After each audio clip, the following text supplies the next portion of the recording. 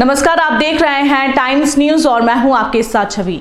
मध्य प्रदेश में विधानसभा चुनाव को लेकर आचार संहिता आने वाले कुछ दिनों में लगने को है। इसके पहले सरकार के सभी विभाग अपने अपने कार्यों को स्वीकृति प्रदान कर शिलान्यास व भूमि पूजन में जुटे हुए हैं।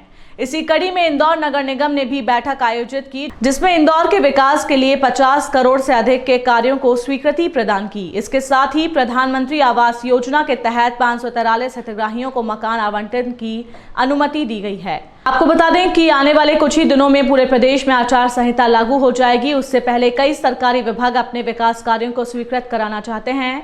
इसके साथ ही शिलान्यास और भूमि पूजन के कार्य भी पूरे करना चाहते हैं। इसी दृष्टि से इंदौर नगर निगम ने अपने कार्यालय पर MIC की बैठक आयोजित की, जिसमें शहर भर के विकास को लेकर 50 करोड़ से अधिक के कामों की स्वीकृति दी। वहीं प्रधानमंत्री आवास योजना के तहत 543 हितग्राहियों को मकान आवंटित करने की भी स्वीकृति दी है।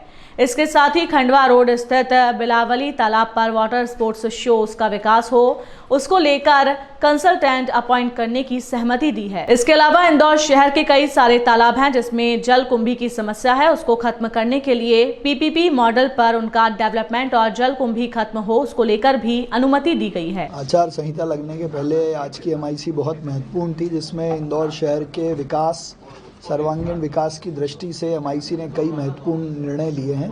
लगभग 50 करोड़ से ज़्यादा के विकास कार्यों की स्वीकृति के साथ साथ 543 प्रधानमंत्री आवास योजना के हितग्राहियों के मकान आवंटन को अनुमति दी गई है। साथ ही इंदौर के खंडवा रोड पर स्थित बिलावली तालाब में वाटर स्पोर्ट्स हों और उसका सर्वांगीण विकास हो, इस दृष्टि से सर्वे पूरा कराने के बाद कंसल्टेंट अपॉइंटमेंट के लिए सहमति दी गई है। साथ ही इंदौर शहर के कई सारे तालाबों में जो जलकुंभी की समस्या है, उसको ख़त्म करने के लिए PPP मॉडल पे उनका डेवलपमेंट और जलकुंभी ख़त्म हो, इसको भी अनुमति दी गई है। मुख्यमंत्री अधोसंरचना, स्पोर्ट्स और ऐसे कई सारे अलग अलग विकासों के लिए भी अनुमति दी गई है। सायाजी होटल के पीछे स्थित जो मुक्ति धाम है, उसको भी जन भागीदारी और CSR में दैनिक भास्कर के साथ मिलकर सुविधा युक्त बनाने पर भी सहमति दी गई है।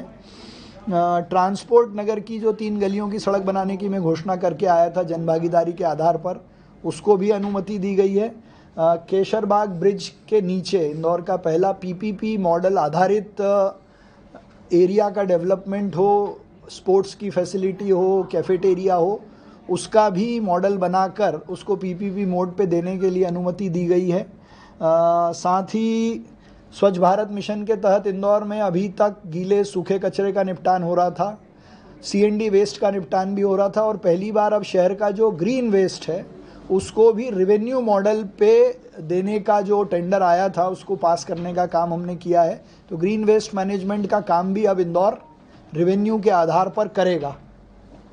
दूसरा, इंदौर के लिए एक बड़ी खुशखबरी ये है कि जो हमारा कमला नेहरू प्राणी संग्रहालय है, वहाँ बहुत दिनों से इस बात पे चर्चा थी कि एक बड़ा फ़िश एक्वेरियम बने।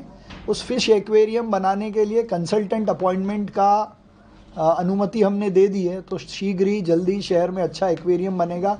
साथ ही 14 डायमेंशन बेस्ड एक थिएटर, अलग अलग सुविधाओं युक्त ऐसा जू में बनाने की अनुमति भी दी है। टाइम न्यूज देखिए अब आपके मोबाइल और स्मार्ट टीवी पर लाइव प्ले स्टोर से डाउनलोड करें।